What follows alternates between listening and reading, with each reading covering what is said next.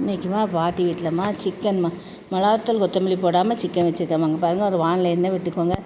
அதில் வந்து பெருஞ்சீரகம் போட்டுக்கோங்க. பெருஞ்சீரகம், மிளகாத்தூள், கருவேப்பிலை எல்லாத்தையும் போட்டு நல்லா வதக்கிக்கோங்க.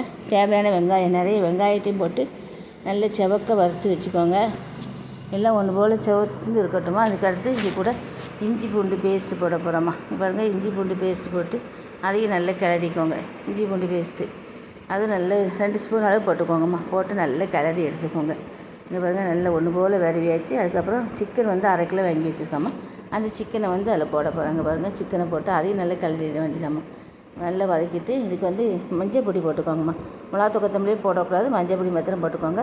இதுக்கு வந்து தேங்காய் வந்து பல்லாக வெட்டி வச்சுருப்போம்மா. உப்பு போட்டு நல்லா கிளறி சிம்மில் வேக வச்சுருங்கம்மா.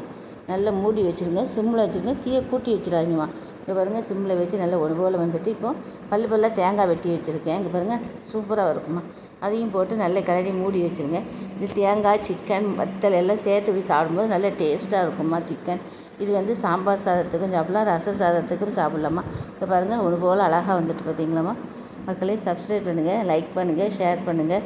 வாங்கம்மா சாப்பிட்லாம். பாருங்கள், சிக்கன் ஒன்று போல் இருக்குது பாருங்கம்மா. டேஸ்ட்டாகவும் இருக்குமா.